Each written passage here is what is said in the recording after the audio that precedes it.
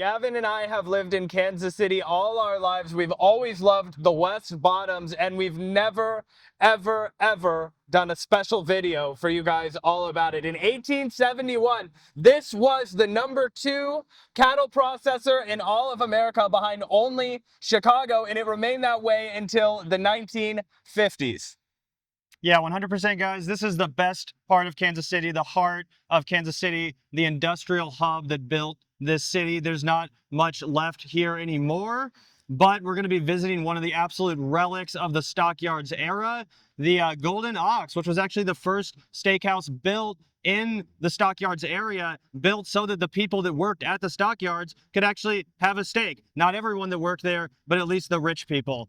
So we're super excited to visit it. Like Zach said, this is the West Bottoms. I live down here. It's always been my favorite area, my favorite neighborhood in the city. It feels super historic, super industrial, great vibes, and super excited to check out the Golden Ox. Yeah, West Bottoms, home of the very first Casa del Vanguard. And if I'm not mistaken, Gavin, you've never been to the Golden Ox. I've never been to the Golden Ox. It's going to be a first time for all of us. Yeah, I love the building that the Golden Ox is in, the Stockyards Exchange. Spent a lot of time in there, shot some, videos in there, shot some short films and stuff like that. But I've never actually been to the historic steakhouse. I'm super excited. And, I guess we're kind of, in a sense, burying the lead, because not only are we visiting this for the sake of Kansas City history, but also this is going to be my first steak in a while, guys. I've been a vegetarian for a bit. I haven't eaten meat. I've been abstaining, but I'm deciding to, maybe dip my foot back in the water, in the blood, in the butter, in the fat, in the lard. Oh yeah, we're in the home of cattle country. And when Gavin says he's been a vegetarian for a while, he doesn't mean 1 week, 2 weeks, 6 months. We're talking over a decade. I remember when Gavin and I went to go see the movie Whiplash, which for the cinephiles out there, that came out a while ago. And he was like, "Oh no, I'm done eating meat. I'm getting the veggie bowl at Chipotle." And I was like, "Really? How long is this gonna last?" It lasted a while, but it ends tonight. Fun fact about that steak you're going to be eating, Gavin, the Kansas City strip. Some people might know it under a different name, the New York strip, but the New York strip was actually originated right here in the Stockyards of Kansas City. It was known as the Kansas City strip. It wasn't until the 1930s when some asshole in New York City in the financial district opened up a steakhouse and decided, hey, I could charge a lot more money for a steak called a New York strip than a Kansas City strip. But yeah, who can really blame him? I'm glad to, hear that history from you, Zach, because I've always been a little bit confused. I know that the KC strip it's bone in. There's a bone in it, right? Is that what makes it the same? Yeah, exactly. So I believe technically in New York, they started cutting off the bone and dubbing it by a new name. Inside the Golden Ox, we'll be able to ask them and get some further clarification, because I know one thing, those people are going to know their steak. After conferring with the experts, the Kansas City strip is a bone-in strip steak. It is a cut of the beef that comes from the short loin, specifically the part of the short loin that remains after the tenderloin has been removed. My name is Lisa Kalakal. I'm the race and culture reporter at KCUR 89.3. It's the NPR affiliate station in Kansas City, Missouri. So I'm super excited. This is my first time. I've never been, but I've heard it's one of Kansas City's most iconic restaurants. It's been around for a long time, so I'm excited to try it out. Staring up at the Stockyard building, about to have your first steak in, 11 years? Yeah, probably about 11 years. Super excited to try this, guys. We came to the right place. I hope to try a real KC strip for the first time. Super excited. Should be really good. I might get some sides too. I'm thinking about just going all out, like some mac and cheese, maybe a loaded baked potato. We are at a steakhouse. It's a nice occasion. But, we'll see. This place is expensive, bro.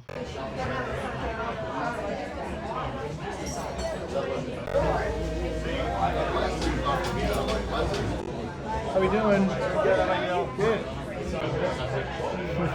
Ooh, cheers, guys. Oh, yeah, and it looks like they're bringing over some rustic farm bread for the table. Oh, the honey butter is a nice touch. That's what they said, right? Honey wheat or something? Honey butter wheat bread, I think. Looks fire. Yeah, it looks rustic and homemade. Very warm, too. I always hate when it comes out and it's cold or room temperature. But the butter it's melted right on there. Beautiful. They also gave us some of these rods. People are always going on about San Francisco bread, New England bread. Nah, dude, it's all about that prairie bread. Yeah, this is fire. Great start to the meal. What's up? We talked a lot about how like this area used to be a huge hub of industry. Obviously, the stockyards were here, but the reason why the stockyards are no longer here and why they left around like the 1960s or so is because there was a huge flood in 1951, which totally destroyed the stockyards. And this was actually the second flood in 50 years. It totally destroyed the stockyards, washed away all the cows, all the hogs, and it made it basically, it made it impossible for industry to continue in this area as a viable, way to, make money because of the fact that these floods were so present. So that's a big part of the history here too. And this building that we're in right now, it was a tremendous livestock exchange. I mean, if you go back outside and take a look at this building, it's ginormous. There's dozens, if not hundreds, of little office buildings on every single floor. Now there's this, steakhouse, there's a barber shop, there's a bank, there's a few other things going on, but it's certainly not the bustling, enterprise that it was in the 1950s. There's also the Stockyards Brewery that's housed here, which makes a delicious Cerveza Royale. True that. Can't forget about the brewery next door. Anyway, this flood that we talk about, it's kind of almost like a biblical event, in my opinion, as far as the West Bottoms history, washing away everything. And my grandfather, who's in his late 80s, he actually worked in the West Bottoms at the time, 1951, and he tells me he's told me stories about the, horrific imagery, bloated corpses of cows bouncing along the bridge, the inner city viaduct down in the West Bottoms. He remembers these, horrific, bloated, ballooned up corpses of cows, waterlogged, bouncing along. And that's just an image that it's hard to forget, but it's always stuck with me. And this history of the West Bottoms, despite my past as a vegetarian, it's always fascinated me. It's really always fascinated me. It's always been a huge part of the reason why I love this area. I feel like it's not a proper steakhouse experience unless you go for the oysters. You know what I mean? A little bit of indulgence, a little bit of Massachusetts delight, a little, loogie from the sea. Hock it up and slurp it down. How was it? It was fire. That's what I was saying. Oh shit, I didn't even realize that. Yeah. I didn't even... As a former bartender, one thing I do think is really interesting is that they put a Vesper Martini on the menu. I don't know if that's an ode to the 1950s. I think it is. It's the James Bond Martini. Oh, really? Shaken, not stirred? Well, it's I imagine they stirred it, but the drink that he orders, shaken, not stirred, is a Vesper Martini. You might be wondering what makes a Vesper Martini, and that is that it has both gin and vodka, as well as Lillet Blanc in it, which is a sweet white vermouth, whereas traditionally, obviously, martinis are going to have dry white vermouth. And the reason they got so popular in the 1950s, and this is a 50s steakhouse, so I'm not surprised to see it here. I was a little surprised to see it here, but I'm not that surprised to see it here. And that's because they were really trying to make gin fashionable again when vodka was, all the rage. Vodka was lighting it up in America in the 1950s. And to bring martinis back into fashion with a little bit of flavor, bartenders started to make Vespers, and that was a vodka-based martini, but with a little bit of gin, and then some sweet Lillet Blanc vermouth to kind of balance it all out. So anyway, it's not a very good cocktail.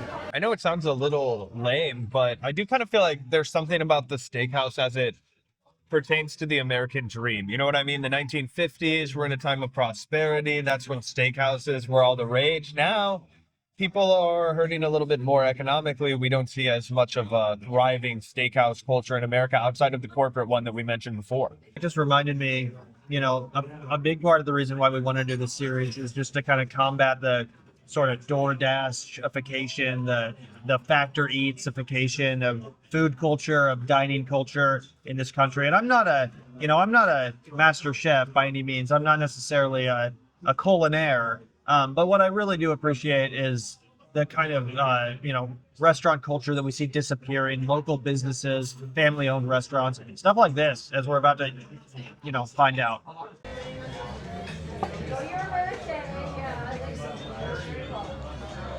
Wow.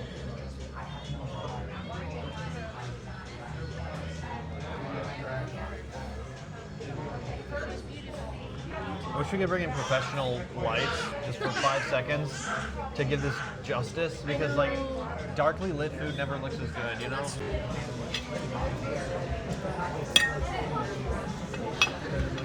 careful, bro. Oh shit, sorry. No, you're good.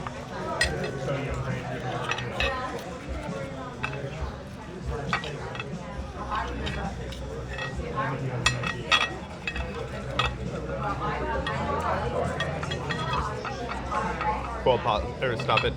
Like riding a bike, huh, bro? Yep. It's cutting a steak. It's a familiar but long lost feeling. I'm ready to watch this all go down. Ooh, here's the first bite. I think I'll go without the steak sauce for the first time. You know, really experience the flavor of the meat. Actually, it's interesting. My mom will tell you the best steak is at Jess and Jim's in Martin City, because apparently they don't season their steak that much, and they really like care about the integrity of the taste of the beef. So some people, you know, they really don't like to dress it up at all. Like I said, I like steak sauce, but we're gonna try this as is.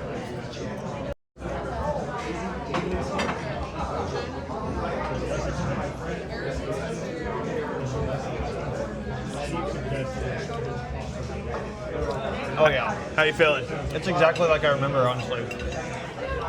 I don't want to say it's underwhelming, but like, it doesn't feel like it's been 10 years. Time flies, bro. And I don't mean as far as the taste of the food, it's absolutely delicious. I just mean like, when you go 10 years without eating something, you expect it to, I don't know. It's just like, yep, here's, that's steak. Good shit, delicious, just like I remember. One of the things I gotta say that really stands out to me about this steak, it's a really, really delicious steak. I got the porterhouse so that me and Salisa could share it over here. Hi, Salisa.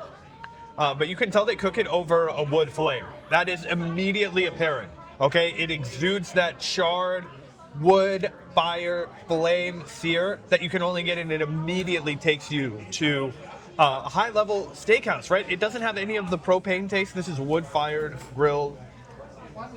Really, really good stuff. You can bring that home to Malcolm, probably. What I am just literally tempted to just savagely like take this home and just chew on it all the way home. All the way home. Back in the day, these are the prices people paid for a KC sirloin. $4 frickin' dollars, $1.90 for pork chops, 65 cents for a dry martini. Thanks, Trump. Yeah, thanks, Trump. This is the inflation we're dealing with. But that's absolutely crazy. I mean, you can't blame older people for being salty about the price of everything these days, when this is what some folks grew up with: lobster tails for $3.75, not even $5. That's literally unheard of. That's crazy. Damn. Coffee for 15 cents, as much as you like. Jesus Christ. And I spend $4 for my coffee. Every day. Literally, at least once a day. Yeah, people were saying that shit about the Mad Max style downtown. Keep walking. But what do we think, everybody? How do we feel? 10 out of 10, so good. Oh my god, absolutely! I'm never going back to vegetarianism. No, that was fire, guys. Truly, if you're in KC and you want a good steak, some classic history, a real experience, hit up the Golden Ox, guys. And for clarifications, it's better with the bone in. Yeah, no, the KC strip, guys, it's an interesting experience. It definitely feels like a more kind of historical way to eat a steak, or, you know, a more old-fashioned way, rather. A lot of people, they don't want to confront the bone. They don't want to confront the you know, the sinew, whatever the fuck, all those tendons, right? When you're in the KC strip, they have that whole bone along the side, but it's a deliciously, you know, aged piece of beef, really high quality. The waiter was telling me all about the way they make it. 21-day dry-aged beef. Yeah. It was worth the cost, guys. It was one of the more pricey steaks on the menu, but I'm glad I went for it. You know, and Gavin makes a great point about how New Yorkers, they want everything cut up for them. They want everything plated for them. Hell, they probably want the food already chewed for them. Here in Kansas City, we know how to use a fork and knife, and we cut our steak off the bone ourselves. So no interest in going back to vegetarianism after a day of indulgences? I still support the cause. Don't get me wrong, guys. I'm not saying I'm, like, you know, necessarily... I'm still proud, and I hope to continue supporting the cause of, you know, animal liberation, but I probably will no longer contribute in that specific, you know, way. Yeah. Either way, great fucking evening at the Golden Ox. Like I said, really just rich historical vibes in there. The interior, the wood. Another great thing I loved about the Golden Ox that you just don't see in a lot of modern day restaurants is just a level of sort of attention to detail in the interior design. None of this minimalist bullshit. None of this, you know, stupid 3D printed garbage, real wood interior, beautiful, just place to hang out and spend some time with some friends, you know, drink a glass of wine. A real reminder of what the city has lost. That's such a great point. I feel like so much of restaurant culture right now is about like the fast casual, or as you mentioned, it's about like being ready made for DoorDash or Postmates or something. When we were hanging out inside the Golden Ox, I mean, we kind of lost track of time. We stayed in there for, 2.5, almost 3 hours, and we just enjoyed ourselves. We talked, we ate a long, large dinner, and I feel like that's something that you just don't do as often these days.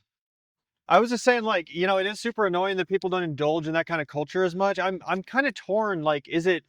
I don't think it's just because of the fact that people don't have the money to, though, because a lot of the people that do have the money to, they don't have good taste either. DoorDash is expensive as fuck. DoorDash is expensive, and to be honest, guys, a lot of the people with the money are the ones driving the tasteless direction the society is going. So, you know, it's not just that, only rich people can do things like go to the Golden Ox. No, lots of people want to go to, you know, a good restaurant, have a nice experience. But what's unfortunate is just seeing these, you know, great vestiges of the past left behind in favor of this DoorDash convenience. You know, and what's really lost ultimately is not the wooden interior and the, you know, nice historical vibe, but it's the quality of the food. The quality of the food. If you're getting DoorDash, if you're eating Factor Eats or whatever, like it's not going to be high quality food, and you're going to be paying a severe premium for the low quality that you're getting. So it's a real disgrace. It's, you know, capitalism at its finest, but there are still, you know, ways to reconnect with the past and kind of at least get a taste of what it would have been like to have a real night out on the town back in the day.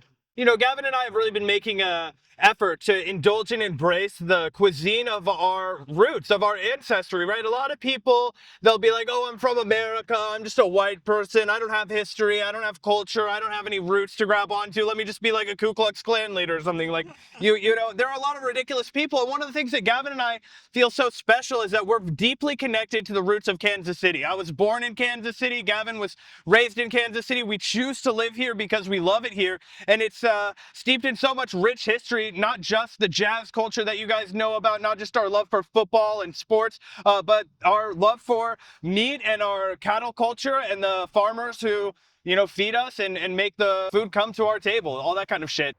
Feel great, feel full. It's a great, beautiful night down here in the West Bottoms, feeling the history of the Stockyards tonight, thinking about all those cows.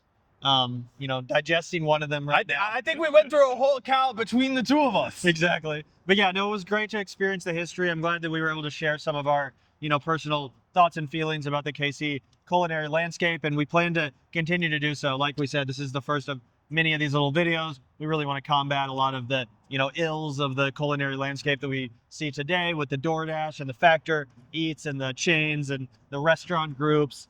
We're here to combat that. We want to, you know, shine a light on the best of the best in our city, at least. Yep, tune back in for more food and loathing.